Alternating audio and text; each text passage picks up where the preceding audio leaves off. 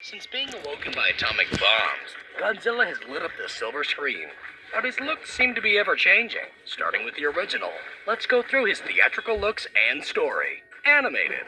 In his first ever appearance, Godzilla has small arms, thick legs, and dorsal plates down his spine. His pupils are tiny, and he has fangs and pointy ears. After attacking Japan, he gets disintegrated to bone. A new Godzilla, appears in Godzilla Raids Again. This monster is thinner, with longer arms, a smaller head, and larger pupils. When in close-ups, his teeth appear to be jutting out. Sadly, he's buried in ice. But in King Kong vs. Godzilla, he busts free. He's now in color, is more plump, toeless, and has a lizard-like head with yellow eyes, no ears, and no fangs. He faces off against a giant ape, tumbling into the ocean, only to be washed ashore in Mothra vs. Godzilla. Now he's slimmer, has a wider head, wide eyes, and smooth, shiny brows. As his rampage continues, he gets covered in silt and again drops into the sea. But in Ghidorah, the three-headed monster, he's back. Now with a slimmer face and longer tongue. From this film on in the original series, Godzilla now defends humanity from more evil monsters. In Invasion of Astro Monster, Godzilla is thinner. His dorsal plates have more definition. His claws are dull, and his head is rounder. He shows off his new dance moves before briefly being put under alien mind control. Ibara, Horror of the Deep, gives Godzilla less angry brows. He battles against a big lobster, and narrowly escapes an exploding island.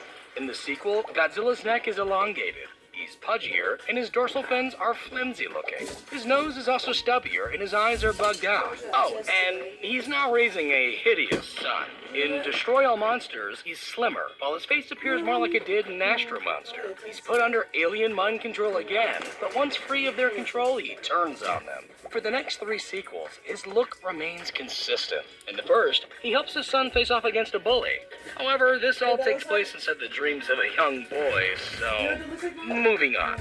Next, in Godzilla vs. Hedorah, he opposes a pollution monster, and when curled up like a shrimp, he can now fly backwards. In Godzilla vs. Gigan, Godzilla has gained the ability to speak, while his suit, skin, starts ripping during his triumphant battle.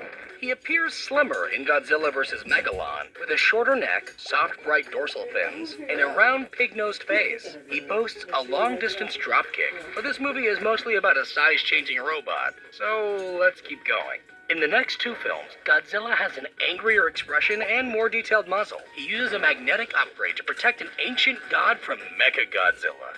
And in the sequel, faces him once more. But this timeline's Godzilla is sent to retirement, and 9 years later, a reboot Godzilla appears. This one's taller, has larger dorsal fins, a fourth toe, and his fangs and ears make a return. Although his reign is short-lived as he trips into a volcano, only to explode out in the sequel. He has a smaller head, a more muscular build, larger outer fins, and a cat-like face with a secondary row of teeth. He takes on a giant plant monster, who gets turned into glitter.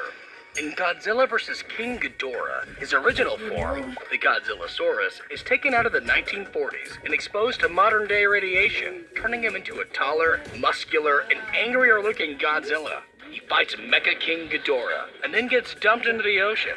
In Godzilla vs. Mothra, he's thinner, his dorsal plates are rearranged, and his neck is more ribbed. His head is flatter, and he has golden eyes. He battles against Mothra and Batra, and once again is plunged into the ocean and locked in by Mothra's magical powers. But somehow, in Godzilla vs. Mechagodzilla 2, he's back. He has slimmed down shoulders and slimmer legs.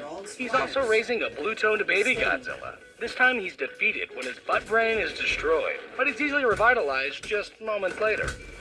Godzilla vs. Space Godzilla features the bulkier original with less detailing in the neck and larger eyes, Godzilla Jr., who is taller and chubbier with a greener color scheme, and a large flying blue crystallized Space Godzilla, who gets obliterated. In this timeline's final film, Godzilla is glowing orange, and his son now looks more like a hunched version of his father. When the original Big G has a meltdown, his son absorbs the radiation and turns into the new Godzilla ready for action. But the series would be continually rebooted, dropping him altogether. The first American Godzilla appears as a large mutated iguana with blue dorsal spines and a hanging dewlap. This Godzilla also has hundreds of tiny raptor-looking offspring. But this happy family is easily taken out by basic explosives. Back in Japan, in Godzilla 2000, he appears shorter, with green jagged skin, sharp purple spines, and a reptilian-looking face. While he's nearly swallowed whole, he's good to go for the next reboot, Godzilla vs. Mechagodzilla, in which he's lighter, with a longer neck, and smaller mouth. He defeats a giant flying insect and is then sent into a black hole. In Giant Monsters All-Out Attack, Godzilla is formed by the ghosts of vengeful World War II victims. He has smooth charcoal-colored skin, white dorsal fins, and a hunched neck. His face is less lizard-like, with pure white eyes and no ears. But this Godzilla is mutilated by a drill missile, leaving only his beating heart behind. The following reboot, Godzilla against Mechagodzilla, re-adds the jagged design elements and introduces a more wolf-like face. In the climax, he's blasted by a beam, adding a visible scar to his chest for the sequel, Tokyo SOS, in which he's covered in silk and again flown into the bottom of the sea. Godzilla Final Wars features a taller, smoother, and more slender Godzilla, with longer ears and red eyes. This Godzilla fights against a multitude of creatures, including an upright standing 98-zilla. Then he and his hideous son head back to the ocean.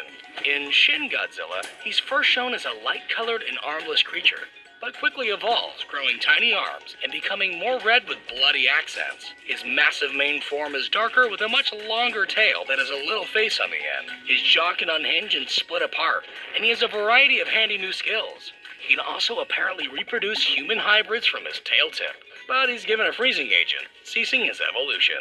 The anime trilogy depicts a muscular, rounded Godzilla with a tree bark-like texture. 19,000 years later, he sports beard-like spikes and grows to his largest on-screen size, easily allowing him to become the ruler of Earth. Meanwhile, back in 2014, a plump American Godzilla appears. This titan has jagged dorsal plates, wide elephant-like feet, and noticeable gills. He comes out of hiding to stop two hideous star-crossed lovers. In Godzilla, King of the Monsters, he's taller and beefier. His lower half looks less stubby, his tail tip is more blunt, and his dorsal fins are less sharp and artfully glowing. Later, he's given extra radiation, and after ashes rain down on him, he gets a fiery new look and power upgrade, helping him to retain his kingly crown. Thank you for watching, liking, and subscribing. And as always, thank you to the patrons for supporting the channel. If you'd like to see more kaiju evolutions like King Ghidorah, Mechagodzilla, or King Kong, comment down below.